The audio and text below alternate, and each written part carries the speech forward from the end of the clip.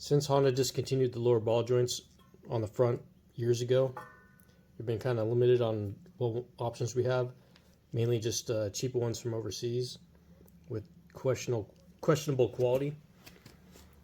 But recently I've been digging through parts catalogs and looking at sizes of the ball joints, and the 98-01 CRV lower ball joints seem like they'll fit.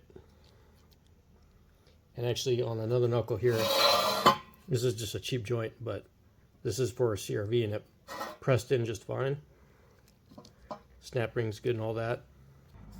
So on these two knuckles, I'm going for the good quality joints, just confirming that it's all gonna fit, which is, these are the ones you want from this brand. See, made in Japan, that's what you want.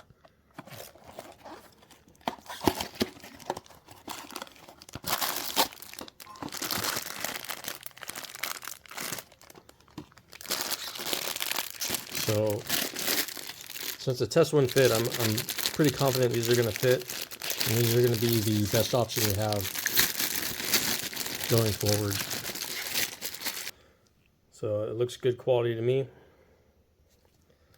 They do seem to use a different snap ring style, so I'm guessing I'm just going to force that over.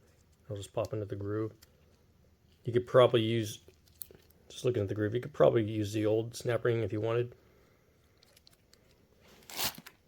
So to get the ball joint out is, well, one, you got to find the snap ring, take that off. The knuckle will have a dust shield in here. You just take a screwdriver and you pop that out.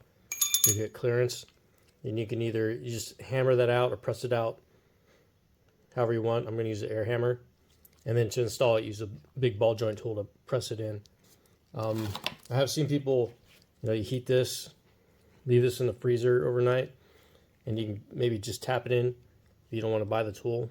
But I have the tool, so I'll use the tool.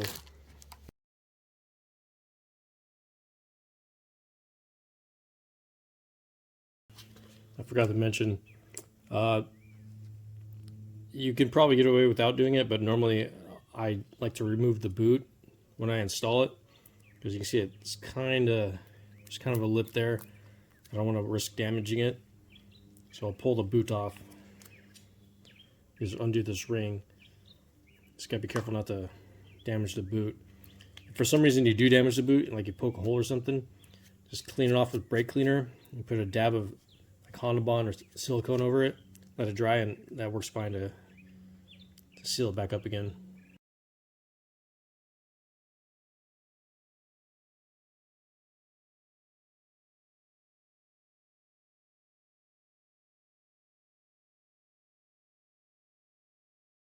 Before I put the new joints in, I'm going to clean all this on this lip here off.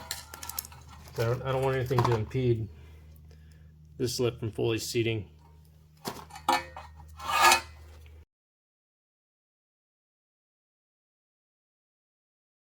Clean enough.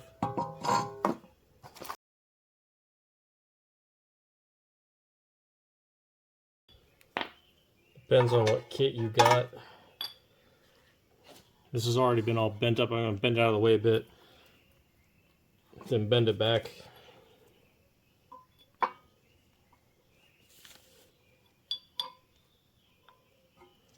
Yeah, something like that should work. Make sure it's all fairly straight.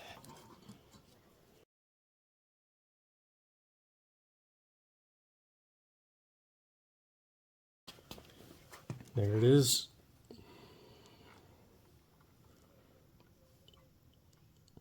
Just gonna put the boot back on.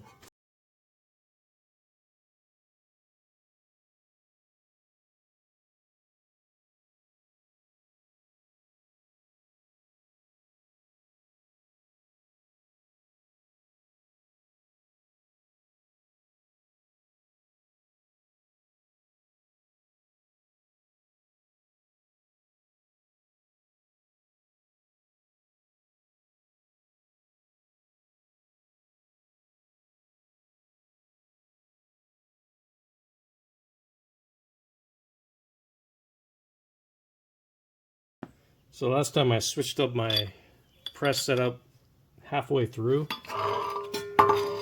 Look at this setup I used the first time. The threads on the ball joint are pretty much nearly flush with that. I was worried about squishing them when I tighten this down. So I just switched to this. I wasn't sure I'd have enough length here to do it, but it worked. And for the snap ring, the factory snap rings do fit. I'm sure these would work fine. They're less convenient because I prefer just to use the snap ring pliers. And these you can just bend back. This brand is also available for the rear. It's just a different part number. So if you want the part numbers for everything, go to preludepower.com. Go to third gen section or view all. If you're going to third gen section, up here I have a sticky with all the suspension part numbers for 2-wheel steering and 4-wheel steering. Hit that. So it gives you part numbers.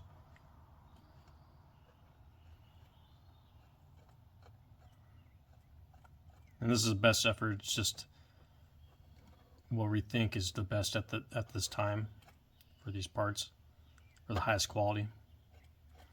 There's also, if you scroll down, there's other stuff like 4-wheel steering rack boot, some other info.